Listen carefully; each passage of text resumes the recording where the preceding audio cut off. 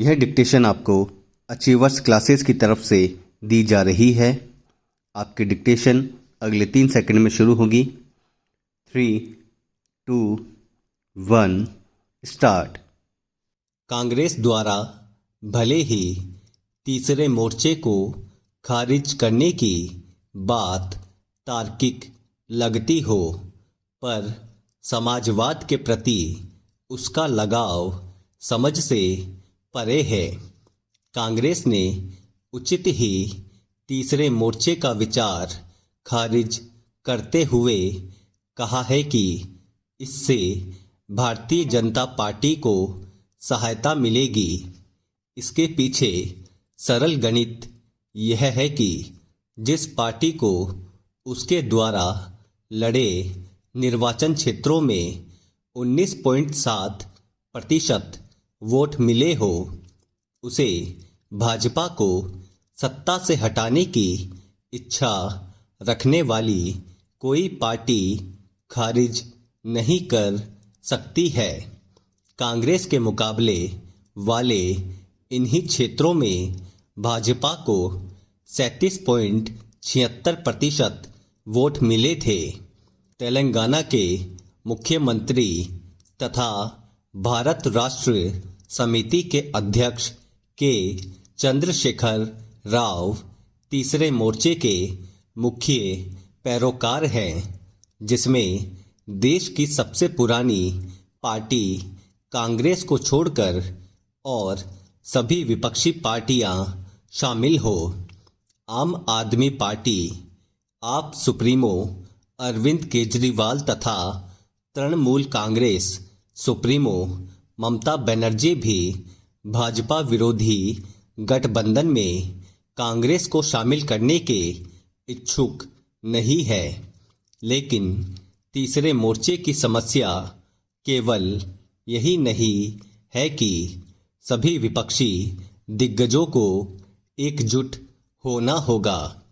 अनेक पार्टियां बहुत छोटी है, पर उनके कुछ नेताओं का अहंकार बहुत बड़ा है।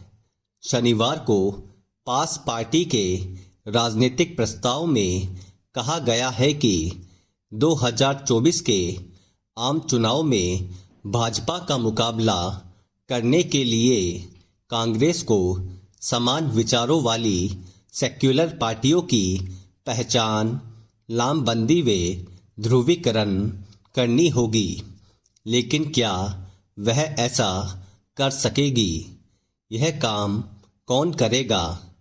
1996 और 2004 में क्रमशः जब संयुक्त मोर्चा और कांग्रेस नीत संयुक्त प्रगतिशील गठबंधन संपर्क का गठन हुआ था, तब चालाक माकपा नेता हरकिशन सिंह सुरजीत सक्रिय थे।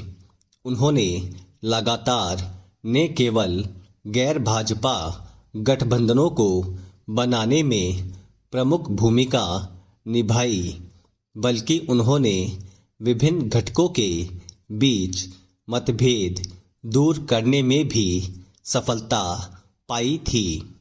यह इस तथ्य के बावजूद था कि उन दिनों उनकी अपनी पार्टी पश्चिम बंगाल व केरल में कांग्रेस की मुख्य विरोधी थी। पैरा। लेकिन तब से बहुत कुछ बदल गया है। पहला, भाजपा नरेंद्र मोदी और अमित शाह के नेतृत्व में पहले के किसी भी समय की तुलना में बहुत मजबूत हो गई है। दूसरा, कम्युनिस्ट चुनावी रूप से अत्यधिक कमजोर हुए हैं। ऐसा नहीं कि वे कभी राजनीतिक शक्ति नहीं थे। अपने शिखर समय 2004 में लोकसभा में वाम मोर्चे के 59 सदस्य थे, लेकिन 2019 में यह संख्या घटकर केवल 5 रह गई।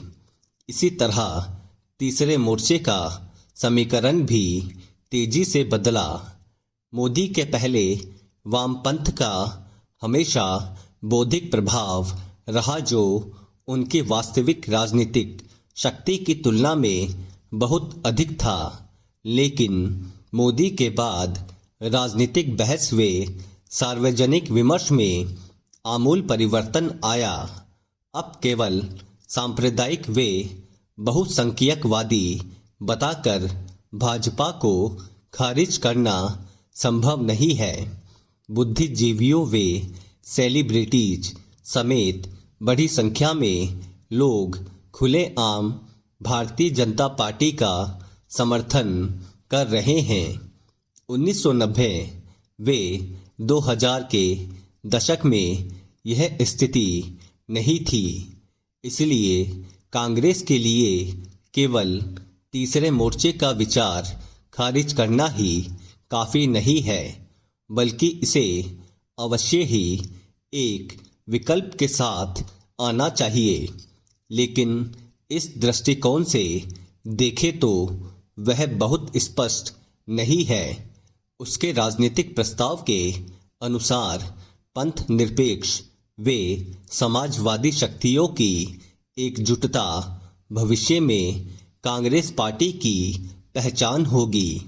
लेकिन सवाल यह है कि क्या देश, खासकर भारतीय उद्यमी समाजवाद के काले अंधेरे दिनों की वापसी स्वीकार करेंगे? देश की सबसे पुरानी पार्टी कांग्रेस के सर्वोच्च नेताओं को इस सवाल पर अवश्य विचार करना चाहिए। स्टॉप। दोस्तों, डिक्टेशन के कठिन शब्द प्राप्त करने के लिए टेलीग्राम ग्रुप को ज्वाइन करना ना भूलें, जिसका लिंक डिस्क्रिप्शन में दिया गया है। अगर आपको डिक्टेशन पसंद आई है तो लाइक करें, शेयर करें और चैनल को सब्सक्राइब करना ना भूलें। Thank you.